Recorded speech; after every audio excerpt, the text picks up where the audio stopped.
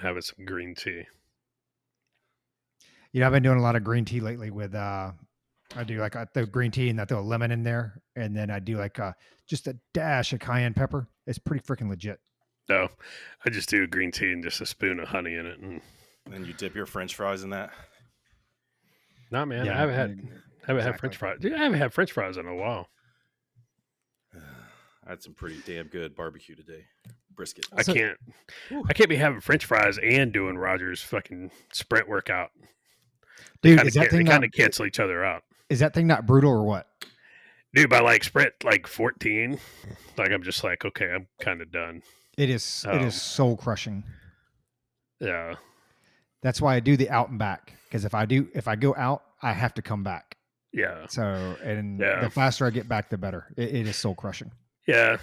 Problem here is like neighborhood's small, so like I just kind of jogged on to the other end of the neighborhood and just did it on one of the little side streets. This little side street's about maybe 100 meters, maybe 125 meters long, so it's perfect distance wise for that 20 second sprint.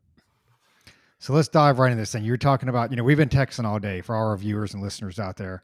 We've been texting back and forth all day, Speaker of the House. So we're trying to get something out pretty quick. Who knows if it gets done by tomorrow? This is Thursday night. So we'll try to drop this tomorrow morning. Who knows what happens tomorrow? I think they just finished vote 11. I don't know if they were in recess or not. I don't know if they have a majority. If I'm the Democrats, I don't even let them go to recess. I don't even give them the votes. I'm like, hey, you know what? You're going to be here all night to do this. But this morning, of course, we were all fired up, and then you can only stay fired up for so long, right? It's like being at ThreatCon Delta. You can only do that for like, a day or something like that. And as it starts to peter out, then you get this D-bag Crenshaw that hops on there. And dude, he is like a whiny 13-year-old. It's like you are a member of Congress and a Navy SEAL, by God. Act like a grown adult, act like a grown man. He just, I'll throw it to you first, Josh. I know because you were fired up this morning, got the rest of us fired up. But it's, he acts like a 13-year-old throwing a temper tantrum. And I think the more and more we see, and the more I see the pundits, I mean, we'll get into the specifics of it, but I have no issues with what's going on. Now, I'll say it up front. I don't like the way they do the back-to-back voting because there's nothing being accomplished. There's nothing being gained between the votes. But duking it out, hashing it out, fighting it, like I have no issues with that. I have no problems. And I think that you take as long as you need to, because here's the reality. We have now spent more time deciding the Speaker of the House than we did the $1.7 trillion omnibus bill. So with that, I'll throw it over to Josh and get some of his thoughts on this thing. Yeah, so obviously there's a lot to unpack, and we had a pretty candid conversation in our text group. I'm sure it's very entertaining for Luke, because he was pretty quiet. I'm sure he's going to say he was working or something, which we know is not true. So he's out gallivanting around, hanging out. I agree with you. What we're seeing play out is on the House floor right now is probably one of the best things I've ever seen on the House floor, probably in my lifetime. Honestly, if we're being honest, and this is the way it was intended. It was intended for all the members of the House to be present during debate.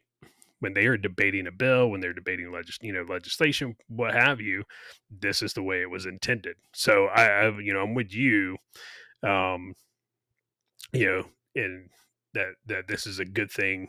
And I know before, I don't know if you changed your mind. I know before you said you wish this wasn't playing out in public. I think this is fantastic that it's playing out in public, because this is exactly what the American people need to see. They need to see people exposed for who they really are. Dan Crenshaw just gave he gave a quick interview coming out of the chamber here, probably in the last 45 minutes or so, maybe an hour, where he was on the verge. I mean, he was so frustrated. He actually sounded like he was going to cry, which made me laugh, because I would love nothing more than to see him break down like a little bee and just start crying, on national TV. But it was very telling. One of the first things he said was, he was asked, he was like, well, what's the problem with Byron Donalds? Right. And Crenshaw went off about how Byron's not he is not a valid candidate, um, because, quote, he hasn't raised millions of dollars. Right, that was the very first thing out of his mouth. And so it's kind of, it goes back to what you said earlier. It's like, hey, man, that should not be the metric we use to place elected officials in positions of authority, positions of power, and positions of influence. Oh, well, who raised the most money? That's a crap ass metric to use, right? I don't recall seeing that in the Constitution, right? It's like, you go back to the military. It's like, who is the best person to do this? Who is the best person to be in charge? That's who needs to be in charge. The person with the best 2 mile time, clearly. Right, right, and that's basically what what Crenshaw is saying. It's it's super frustrating to hear a bunch of other people talk about how this is drama and it's embarrassing and whatever. It's like, no, this is what it is. This is what it's supposed to be. um Thomas Jefferson said, timid people prefer the calm of despotism to the tempestuous sea of liberty, right? And people are so conditioned to deals being done in back rooms behind closed doors, and then once they come out on the floor, they just come out on the floor. They put the vote down, they vote, and they leave if they even show up, right? Uh, and people are not used to seeing this debate. Could you imagine people like us seeing video of the debate? Them trying to pass the 13th Amendment. I mean, back in the day, man. I mean, they went to fisticuffs. They went to fisticuffs on the on the House floor. So it's all good. This is what needs to happen. And as far as how long this takes, I don't care if this takes 2 years. Like, I really don't. Like, this needs to happen. Kevin McCarthy does not need to be speaker. No one can name one positive thing that Kevin McCarthy has done in his time in elected office. Not one. So that's my initial thoughts. I obviously have a lot more to say on to say on this, but I want to get Luke's thoughts, um, since he wasn't involved in our back and forth. I looked at the notifications because I have notifications turned off for you guys. I mean, I can't have my phone dinging all day. So I just kind of looked down and make sure, there's the note. I looked down one time and there were 83 notifications. I was like, oh, Lord, they've been going off. That was funny. And I'd like for you guys to go back and forth a little bit like you did earlier, because I don't know if any of that was solved in the text. Josh, you kind of touched on a little bit of it just now. So first of all, only people with slow 2 mile times make comments like that. That's first off. Always jealous of the fast runners. I take a attack on this. I'm very nihilist when it comes to this. The state of things now. That's just kind of my current mood over the past 60 to 90 days. I'm just so sick of it, and it's not that I want to watch the world burn like Josh, but I do think it's good, kind of, for this to come to light to the average American person. So C-SPAN has had its best week since, when? They've had a really good week this week, covering all this votes. Because I'm with Josh. It's like this. Okay, a couple things. Yeah, with the advent of the television and the internet, there's no excuse for the behind the doors dealings. I think it was just kind of the way they do things now is a hand me down to the way things were done way back when, where news traveled slow back then, right? And so it may have seemed that things were done behind closed doors, but when it comes to the House of Representatives, that's the closest. That's your nearest touch point, belly button to the federal government. Those are the people that are supposed to be representing a certain district. So those are the people who are within the federal government of the elected officials who are supposed to have the most trust. Yeah, that's my ice machine. Did y'all hear that? Stupid. I'm in a hotel, y'all. So they're supposed to have the most trust. So I think they were given trust to make these deals and stuff like that. But on the other hand, in 1855, when Nathaniel Banks uh, won the Speaker of the House, he went in the 34th Congress. There were 133 ballots. We're only on ballot 10. It took 2 months. There were 21 people vying for the Speaker of the House. And the reason that one was so important, because that's when they were debating slavery. And Nathaniel Banks was anti-slavery. He's very much not liked on both sides. But he ended up actually getting it. And then 2 years later, he was out on his butt. But either way, it was 133 ballots. People keep saying, well, we got to go all the way back to the Civil War to find more ballots. Man, I think that's good. I think the more ballots, the better. I think it shows healthy debate. It's not chaos. It's a republic. And, getting back to the, your representative being the one that you should trust the most, because that's the person representing your district in the House of Representatives within Congress, right? So I have a question for Jim Jordan, who wants so bad to be on the Judiciary Committee. He doesn't want to be Speaker of the House. I get that. You know what? I want a president that doesn't want to be president. It's too much. It's too much. I can't handle it. When back in the days of Rome, being bestowed a title as Caesar was an obligation. At the time, nobody wanted it till Julius came in and kept it forever. But it was a civic duty. It was a civic service. And I want somebody who does not want to do that. Like, I'd want somebody like Rogers, like, hell no, it's not enough money. Well, too bad. You're going to go do it anyway. And I know he'd do a good job. But back to Jim Jordan, I understand you don't want it. You want to be on the Judiciary Committee. But what do the people of your district want?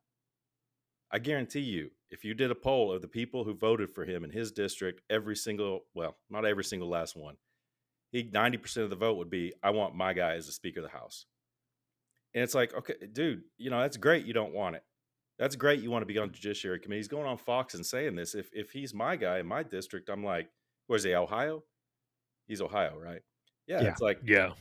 I'm looking at him and I'm like, hey, bro, wouldn't it be better if you were Speaker? I just think we've gotten away from a lot of stuff. And I do like the debate. McCarthy, I saw a heritage study today where they rate all the members of Congress on how conservative they are. That was actually our text, but anyway, go ahead. Oh, y'all texted that? I didn't read all of it, dude. 83 notifications. Seriously? I can't scroll back. You didn't read all that? Dude, that was gold. We covered all this stuff. Tired. So you covered okay. Well then let's just not share it with the audience. Well, he scores. But my point is, he scores pretty high. My problem with McCarthy is that he had how long to get his stuff together? How long to get, pardon the phrase, but to get his house in order? He had a lot of time to get this in order.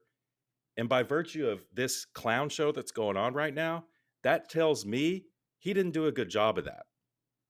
You can say what you want about Nancy Pelosi, but she kept her house in order. It's like, dude, you can't hold her, shoe strap, bra strap? I don't know. So Roger, those are kind of my initial jock strap. Those are my initial thoughts, but you're kind of a process guy. And if you can't answer this, maybe Josh can. Josh put out a tweet. He always puts out tweets and then never follows up on them, asking for audience input. And we did. And it was the typical two dudes that respond. First was a good old Damon. He talked about putting Donald's up there. And then Jed, Roger, this is the one, if you don't know, you could kick it to Josh, or maybe I could try to tackle it. Jed asked, can you give an overview of the process, the voting process within the House for the Speaker, and what a typical vote looks like? If you could just kind of break it down. I know you're kind of wonky on this, and so is Josh. Maybe be a good one to answer that one. Sure. So I do want to cover a couple things first. I agree with Josh. I want to see this stuff playing out in public. I think it's good to play out in public, but I would like to see the debate and the deals going on playing out in public. Right now, you're not seeing any of that. All you're seeing 100%. Is the vote, the clerk of the court, right? Some people talk in the background, boom, and then another vote, same thing, boom. I want to see the debate. I want to see that the deal is done. When you come down to the process of this, it's pretty simple. You have to have a quorum present. And right now you have to have 51% of the vote, which right now is 218.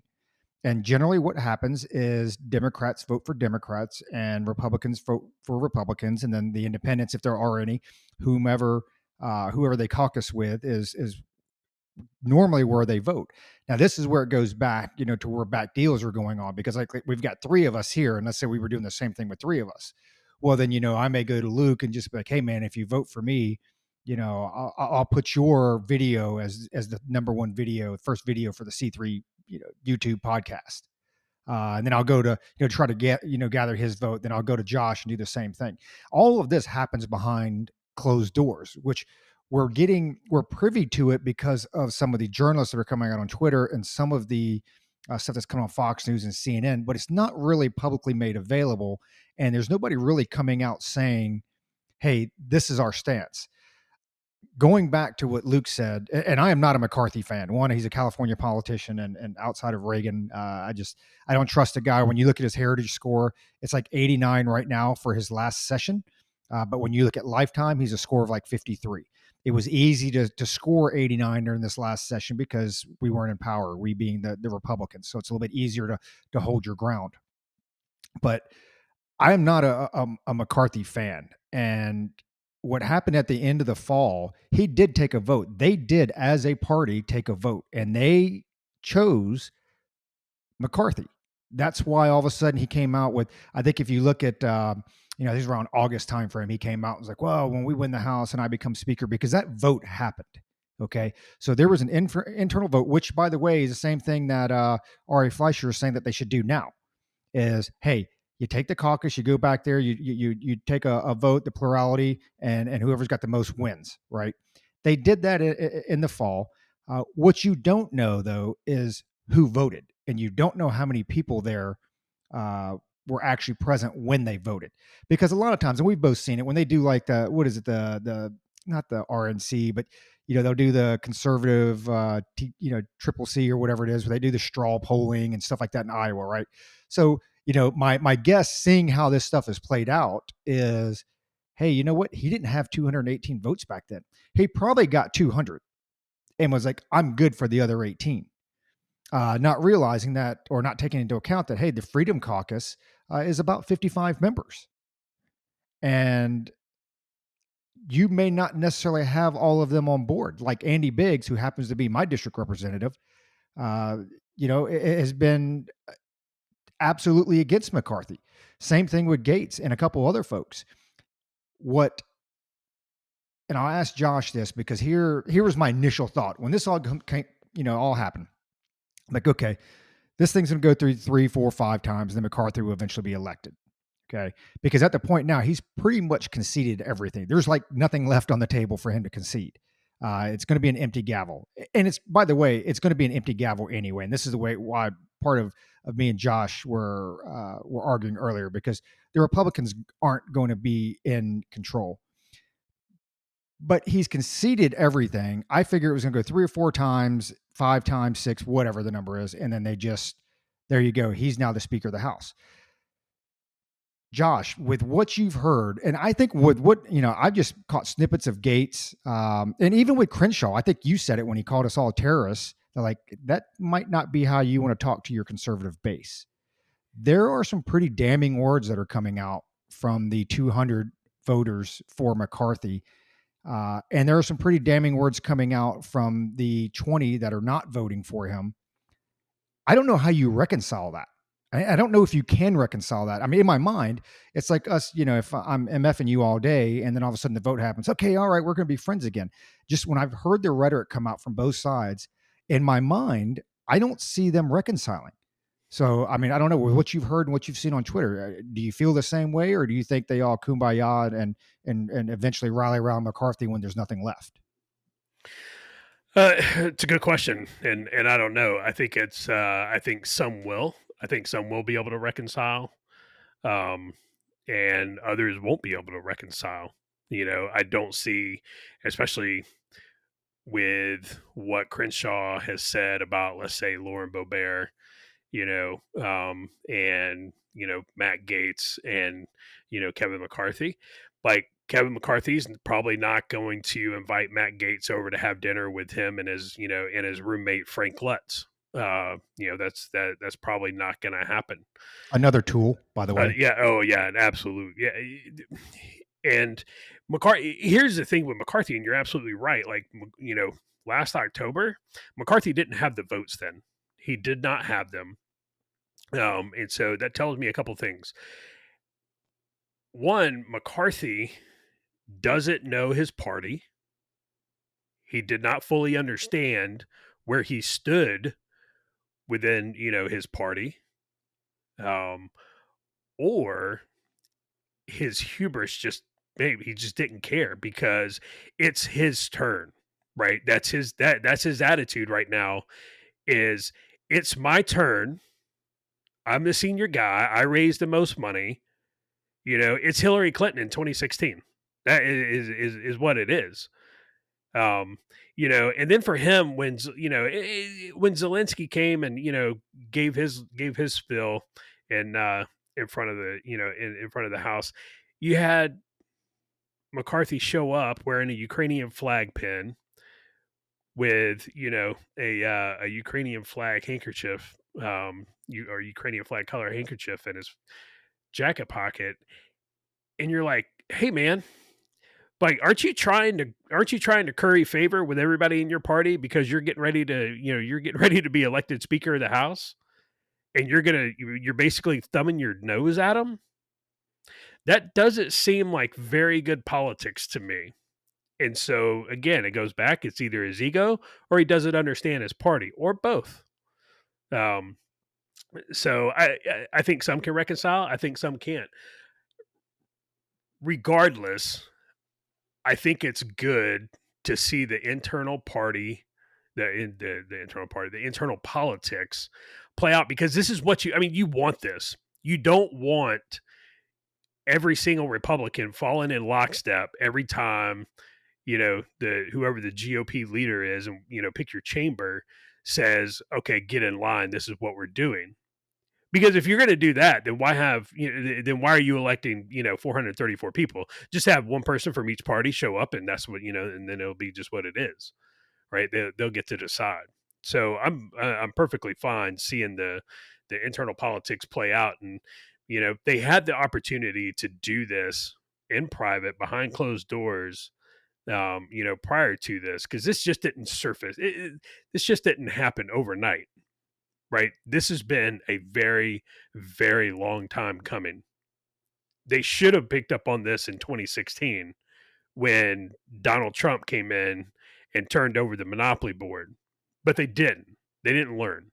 And in 2020, they should have figured that out. And then on the, the run up to the midterms, there was a lot. I mean, you had a lot of very, very popular candidates out there, right? You had Carrie Lake. You had those candidates who were very popular with their constituents who were tired of the status quo, right? And yeah, granted, it didn't work out for some of them, but they were very tired of the status quo, and nobody read the writing on the wall. At least not Kevin McCarthy. And so it just 2 weeks ago, I didn't care if Kevin McCarthy was going to be the Speaker of the House. I really didn't. I didn't care who was going to be the Speaker of the House. But here in the last week, when I start seeing all of these pundits on TV, when I start seeing, the likes of Dan Crenshaw telling me who it has to be, oh, okay. Hannity, dude. When people like that start saying they're all saying the same thing, that gives me pause, and that automatically it's like, you know what? No, absolutely not. That is not our guy. You're pushing that? No, that's not the guy. The same people who pushed Paul Ryan, Mitt Romney, John McCain on us, they're pushing this guy? No, absolutely not. And so now I'm with Matt Gaetz. I don't care what concessions McCarthy makes. He is not the guy. He should not be the guy. The fact that he wants it so bad, like you said, the fact that he wants it so bad means he should not be the guy. He shouldn't. And that's just it, man. Republicans have controlled the House for 20 of the last 28 years. Think about that. For 20 of the last 28 years. And what have we gotten? What have we gotten? We've gotten worse fiscal policy. The size of government has grown exponentially. And Americans are losing their freedoms on a daily basis. So tell me why I should vote for the establishment guy. Why should the establishment guy be the guy?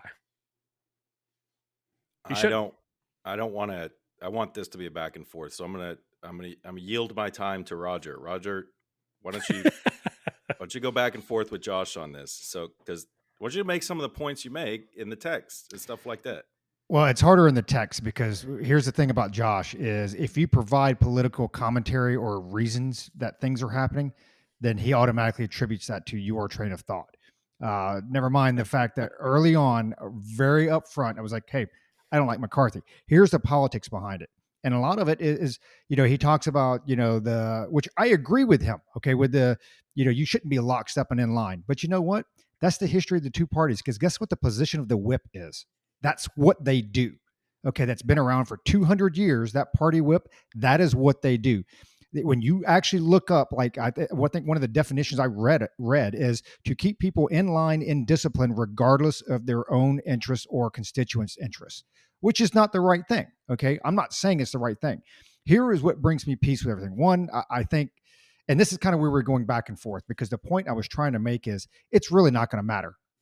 Okay. It's really not going to matter because this is going to be a lame duck session for everybody.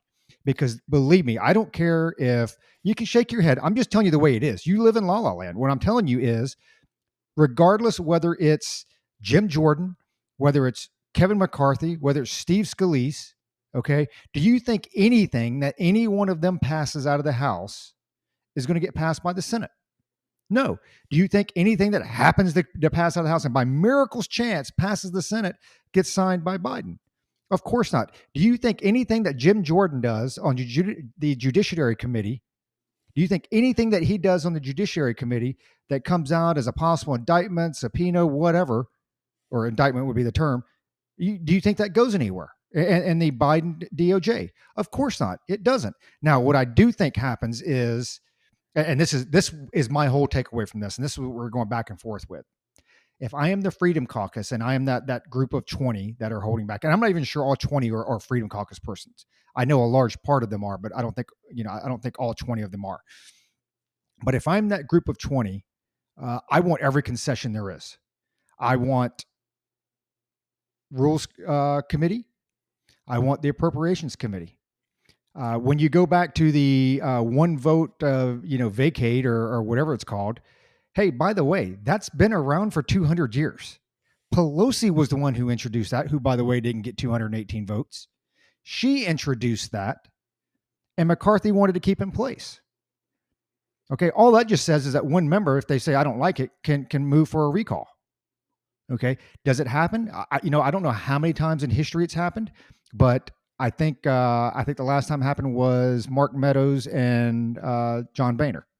I think he called for a recall vote. And Josh, I don't know if you know it, if that ever even happened or not. I know he called for it. Point being, if I am that Freedom Caucus or that group of 20, I'm taking every concession I possibly can and then move forward, because it doesn't matter. Nothing in that agenda that comes out over this next 2 years is going anywhere. That's a fact. That's the reality that we live in. Continue having that debate, continue arguing. And you know what? Maybe you do take a majority on that Rules Committee, that Appropriations Committee, and that's how you push the party to where it's supposed to be. Because the infighting, I think, at the end of the day, is good for the party. I tweeted out this morning, to all of us, like, hey, when was the last time you've heard fiscal conservatism? It's been at least 10 years, at least. The whole, what legislation do you think is going to get passed in the next 2 years, regardless of speaker? That's a pretty myopic view, because go ask John Boehner why he left DC in 2015. Why did John Boehner leave in 2015? Because they ran him out on a rail, right? Kevin McCarthy is at his end. If the Freedom Caucus can push Kevin McCarthy to the point where he does not get the gavel, guess what Kevin McCarthy is going to do? Kevin McCarthy is going to retire, and he's going to go away, and he's no longer going to be in You elected are office. high as all get out if you think he's going away. That dude is the top fundraiser for both parties. He may go to That a dude super ain't- PAC. that He may dude go ain't to going a super anywhere. PAC. He may go to You're a super high PAC. He may as do F. something. They have an opportunity to run a rhino out of town, and you're looking at it over the next 24 months. They're not You running need him to- out of town. He ain't going anywhere, dude. That dude's going to be around for 15 more years. I will bet you a bottle of booze on it They right will run now. that dude out of Congress. Let's bet a bottle of booze on it. Kevin McCarthy will not stay in Congress if he is not the speaker. He will not do it. Let's put a bottle of booze on it. That dude is staying in there just because of his pure fundraising power. That dude ain't going to no PAC. He ain't going to no super PAC. He ain't going to some outside third party committee. That dude is staying in Congress for the state of California for the next 15 years. That dude ain't going anywhere. Don't kid yourself. You remind me of Robert the Bruce from whatever, man. I'm just telling you from facts. Braveheart, man. You would rather fight over the scraps from Kevin McCarthy's and the establishment's table than get these assholes out of DC. You're not getting him out of the DC. Congress. You literally are like Alice in Wonderland. He is not going anywhere. Where do you get that to your head? He's Where's not John going Boehner? anywhere. Where's John Boehner at these days? John Boehner Where's was Paul Ryan nowhere at these close days? to Kevin McCarthy, and neither was Ryan. Neither one of them are as shrewd or had the fundraising capability that Kevin McCarthy has. I'm telling you, that dude ain't going anywhere. If he is not elected Speaker of the House, I will bet you a bottle right now from what's the website we go to? Sealbox. I will bet you a bottle of booze from Sealbox right now. If Kevin McCarthy is not the Speaker of the House, that dude serves this term and at least one more. If There's not no two, way three, he'll four, serve five. out this term. There's no way he serves bet another term because Kevin McCarthy is the type of person, his ego won't let him do it. His ego won't let him do it the same way Donald Trump's ego won't let him be a vice presidential candidate. So let's make the bet. Deal. Bet. You got it? Game tape. Where we're at? We're at like 33 minutes on what episode is this? 106? Kevin McCarthy loses the gavel. He'll finish out this term, and then he will be gone from D.C. But he's not going to lose the gavel. I mean, he's not. I think he's going to get it. I don't know what else there is to do other than posturing at this point, because there's a little bit of truth in everything that's said, right? Our problem with Crenshaw, there's a little bit of truth in the stuff he says. It's the way he says it. It's his delivery, right? Of course, people want to, raise their stock right now. Donald's, there's a reason people see him as kind of a rising star, even though I've been reading the dude is like a felon. I don't know, but they threw his name out there. That wasn't a serious thing. Just like the Donald Trump, Gates throwing Donald Trump's name. That's not a serious thing. That was dumb. It was dumb, and they're raising their stock. I hate to keep going off on Crenshaw, but it's like he's like all they're trying to do is get their moment in the sun and get in front of a camera. It's like, bitch, where are you right now? You're in front of a camera. You're doing the same thing. You think we're so stupid we don't see that? But look, I think that Gates and Boebert are not going back. They have to dig their heels in as the firebrand, and they're looking because they can have like five defections. Yes, 5. That's it. Right. It's because Shapiro was saying today, and Shapiro's all in on McCarthy, and I'm just like, and Shapiro actually kind of takes the same tack Roger does, which whatever. There's positives and negatives to that, but in my book, but he's like, there's two wings of the people who are voting, the 2021 people who are not, either voting present or voting for somebody else. It's like they're the people who are trying to use it as leverage to get committees, and then there are people who just have a personal grudge and no plan, no option to McCarthy. And that's one I'll throw to Josh real quick. And before I do that, though, I think that McCarthy, Josh, I think that if he did lose the gavel, which he's never had it, he did move into the speaker's office, but I think that was squatting. Sure, it's like one of my former renter we had to evict. So, yeah, I think that he'll stick around even if he didn't get it, just because his ego will tell him, "I'll get it someday, and I'll show them." I do think he has a big ego, but I don't think his ego is so large that he would walk away. I think he would see that as too big of a loss. He would become a thorn in the side. But I do think he'll get it probably tomorrow. And when I was mistaken earlier, there now have been 11 votes. So Josh, I'll throw it to you real quick, and you and Roger can go back and forth on this. What's the alternative? Who? I'll tell you my alternative. If things were working in Luke's world, it would be Jim Jordan, because he doesn't want it, and he would probably actually do a really good job. But that's out. I hate these pundits too. It's like, well, that's out because he doesn't want it. It's like, what? Wait, what? Jim That's Jordan just wants to sit on the sidelines. It's easier to sit on the well, sidelines he and go likes chair some worthless BS committee and judiciary. subpoena a few people and come and say, "Hey, look at the bad things you did for nothing to come of it." That's exactly what he wants. He to likes do. that. He likes. That's Jim he's Jordan good. right there for you. He's good at. And apparently, he likes little boys on the wrestling team. So that's all I'm saying. Does he? Okay. I don't know. I'm not digging that deep into Twitter. But look, Jim Jordan's not an establishment guy, so Roger doesn't like him. Well, yeah, exactly. That's what it is, because I'm all establishment. Because Josh would rather McCarthy cut a deal with 10 Democrats and give them subpoena and veto authority or everything, because that's a way better position to be in. You know, the simple fact that McCarthy has come out and said that he's willing to make a deal with the Democrats just goes to further my point that McCarthy would rather work with the Democrats than he would his own party, as he's done repeatedly. I don't disagree with you. I don't disagree with you.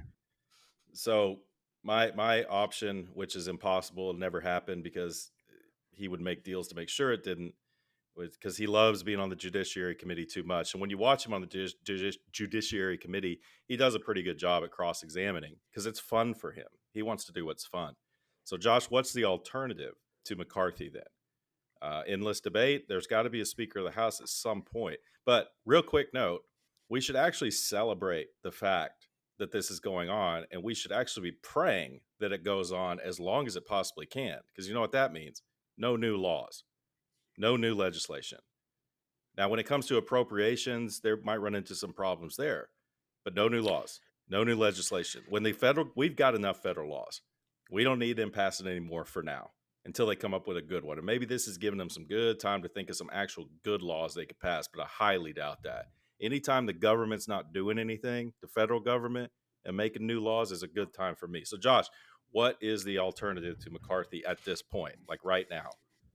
So, as he already said, Jim Jordan, either Biggs from Arizona, from Roger's guy. I think Andy Biggs would be fine, because like Roger pointed out earlier, I actually agree with him.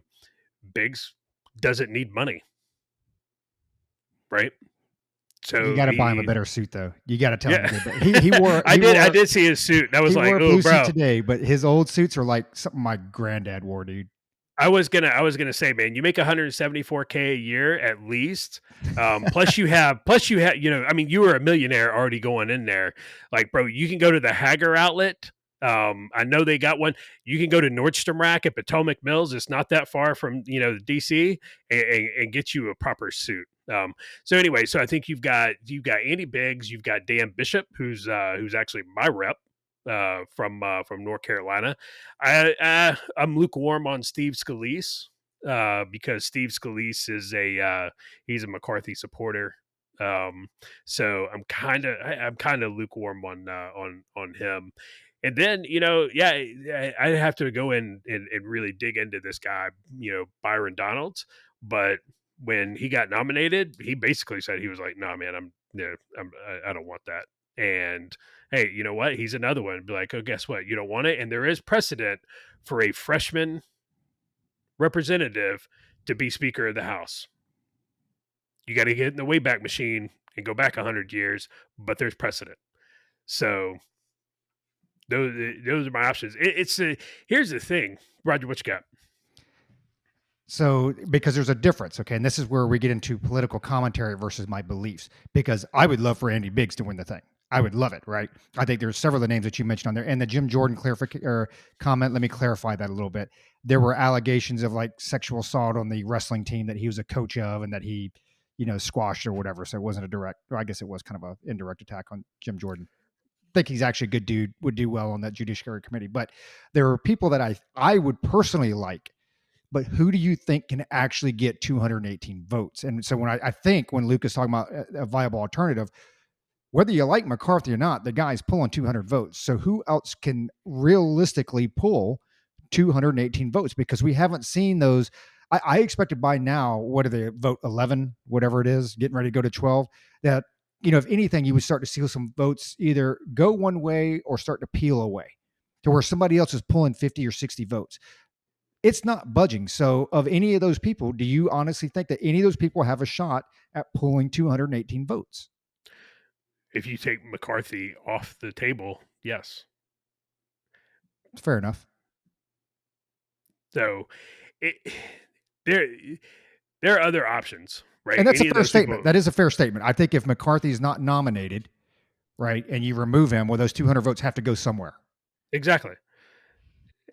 And I mean, if you go back, what was it, 2014, 2013, somewhere between 2013, 2015, when they started, looking at McCarthy and voting, it got to the point to where he didn't get it, and he finally walked away. He was like, "Okay, now's not the right time."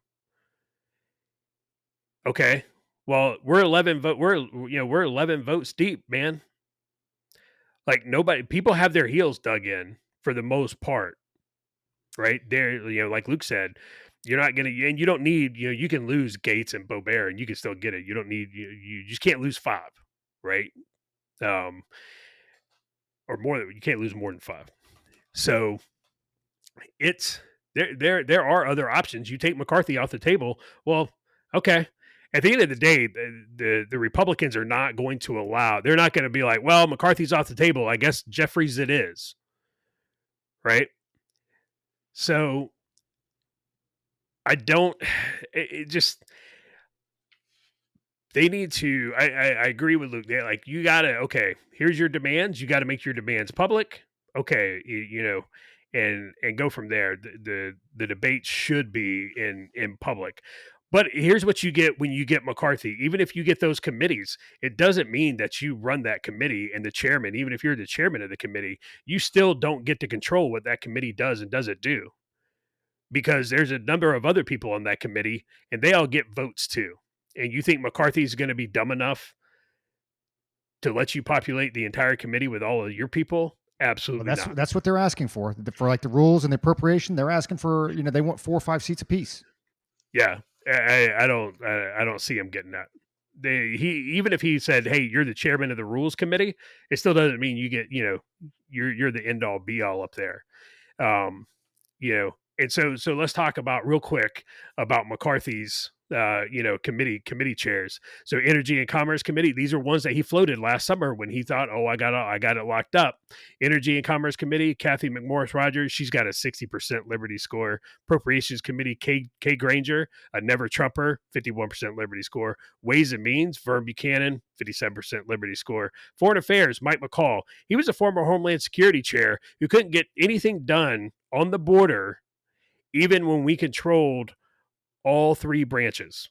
Couldn't get anything done. And though the Armed Services Committee, Mike Rogers, he came out and said anyone that opposed McCarthy will not get a committee, and he'll see personally to that. And I was like, oh shit, okay, that's bold. That's like Dan Crenshaw, calling everybody terrorist. And last comment, and I'll push it over to Luke, and I got a question for Luke after this.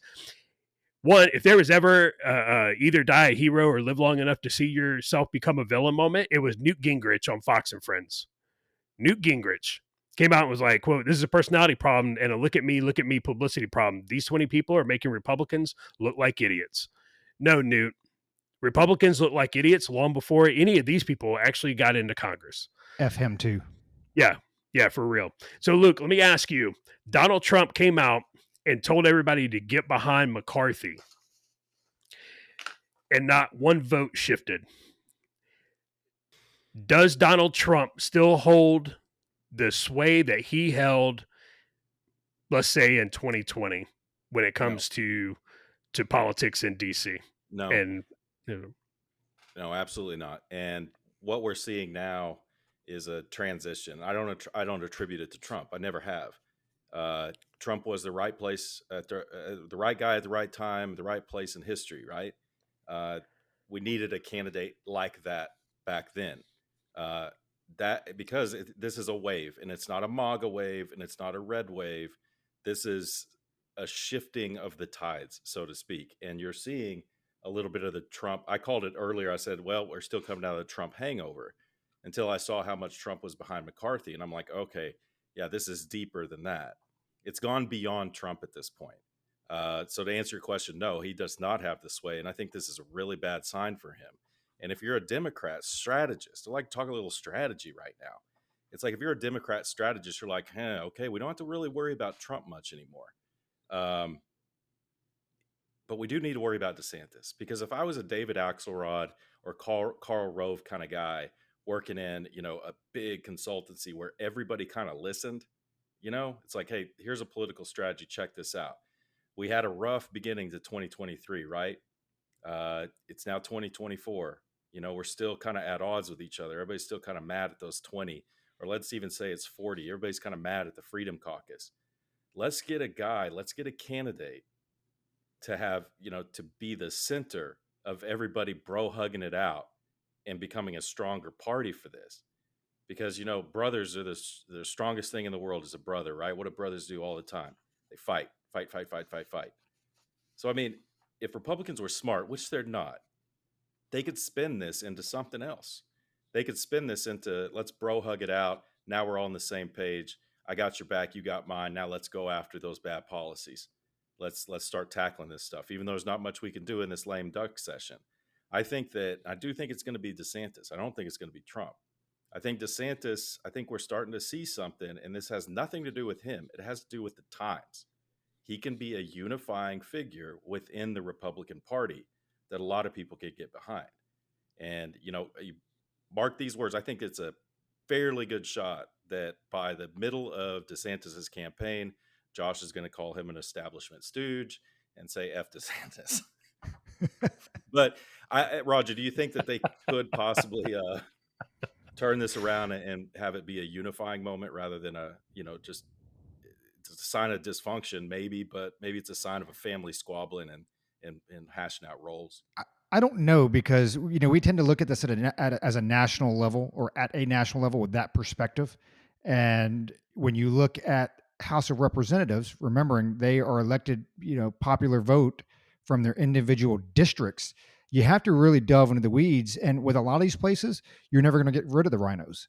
With these other places, you're never going to get rid of the conservatives. The problem that the GOP has had, really beyond Trump, and really at the very beginning of Trump with his 2016, you got to remember, the Freedom Caucus came out, and I just looked it up, Josh. 19 of the 20 members are aligned with the Freedom Caucus. Freedom Caucus came out in 2015. And remember, they were causing problems then. And even before then, it was the Tea Party. And we've talked about this on previous episodes. You can't just sweep them aside. And what happens is this, and this isn't a right-wing thing or a left-wing thing. I think what happens is when you go too far off your base, and in this example, it's obviously the conservatives. When you veer too far from being a conservative, you get this group of folks that Crenshaw calls terrorists, that say, no, we need to go back to what our fundamentals are. This is who we are. This is what a conservative is. This is what a Republican is. And at least in my opinion, in my viewpoint, that's what's happening now. And that's what's been happening since 2015, even with Donald Trump, and with the Freedom Caucus. And I think the mainstream GOP folks, because probably a lot of fundraising, because let's make no bones about it. The reason McCarthy has 200 votes is because, one, he helped get a lot of these folks elected. And he went out there and he was raising funds for a lot of these folks. I don't know how true it is, but even with Bo Bear, one of the pundits was asking her, well, do you feel like you stabbed him in the back because he threw X amount of money, or his PAC or super PAC or whatever? I don't know how much that was. And if that's the truth, it's just what he was questioning. She kind of came back, well, he didn't help me get elected or whatever. But there are a lot of folks that he did help get, he did help win. Not as many as he should have. So you can say, hey, if you're not winning, maybe this post isn't for you. But I do think, as you've seen, it goes back to my fiscal conservative policy, as the right moves farther from the right, the stronger that Freedom Caucus or groups like that become. I don't think there's a doubt in my mind on that. My last thing that I want to ask real quick, I'll throw it over to Josh. And I know this is a little bold here because tomorrow's Friday. We'll drop this tomorrow morning. So I guess everybody. So what's our final prediction? Like, what do you think is going to happen tomorrow? Do you think McCarthy is finally elected? Do you think they pull him and somebody else? Do you think it just goes through the weekend and now we go to Monday, Tuesday, Wednesday? What do you think? I don't know. Honestly, I truly don't know. I do think McCarthy eventually is going to become the speaker. Um, yeah, that's just because the establishment's going to establish, and it's going to do it hard because we've been deadlocked. We're deadlocked now. You know what? We've never been deadlocked over though. That 1.7 trillion omnibus bill, COVID and big pharma fascism, gun legislation, congressional pay raises, suppression of free speech, collusion with social media companies. We weren't. Hey, the list goes on, right? We weren't deadlocked over that shit. They got that done right quick and in a hurry. Now comes the time who's going to be in power. Now we got oh man, now we're deadlocked. I don't know. I honestly I think it goes through the weekend. Um, but I think eventually I do think McCarthy will end up with the gavel, and then we'll sit around for the next 2 years complaining about how much Republicans suck and about how the establishment sucks. So hey, job security and fodder for C3. Hey, Luke, real quick, before you give your answer, I want to jump in here real quick. There is no way, right, the Democrats saw this coming in at the end of last year before the omnibus bill was passed. Because I'm just looking at it strategically. Like if I'm the Democratic Party, I don't pass an omnibus bill. I pass a CR and let this thing expire this week and let that bill, that unfunded bill, sit in the chamber, sit in the House while they argue over the speaker is. I mean, dude, that to me would be a genius play.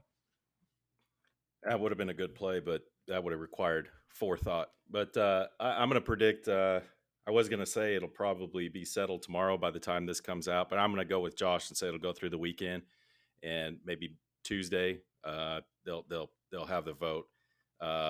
Yeah, because that would be big news if it went through tomorrow. We know big whatever those things hardly ever come out on a Friday. It's always stuff they want to sweep under the rug. So that's my prediction. And let's not forget that Joe Biden campaigned with Josh's favorite senator yesterday in Kentucky. Back to you, Roger. Hey, he's going to be out at the border. He's going to El Paso, so maybe you can swing by and be part of his escort or something. Coyote Joe. I think, and I have no basis for this other than timeline and the fact that you already have one or two Republican congressmen saying that they can't be around beyond the weekend. I think this thing gets solved by the end of tomorrow before we go into the weekend. And I think McCarthy ends up giving up a whole lot, probably giving up everything. And this is just an uneducated guess. I think there are probably enough people there on the Republican side, because I would assume if he can only have 5 people vote no, I mean, it's probably the same way, right? Otherwise, if the Democrats, everybody show up, Jeffries could theoretically win. So I think if you have enough of the Republicans that are like, hey, I cannot be here on Monday, now your math changes. It changes a lot. And so because of that, I think it gets solved by the end of tomorrow. I think McCarthy ends up being the speaker, and I think he ends up giving a lot. So with that, hopefully everybody enjoyed this episode. I know it's a fast and furious one out there, but my thumbs hurt. Josh and I sitting here going back and forth every morning, all morning. So I'm sure we'll try to get another 85 or 90 notifications for Luke as he's escorting Coyote Joe down in El Paso. But I guess we'll find out who's right tomorrow. So, hey, keep your canteen cups tightly secured and full of some good whiskey.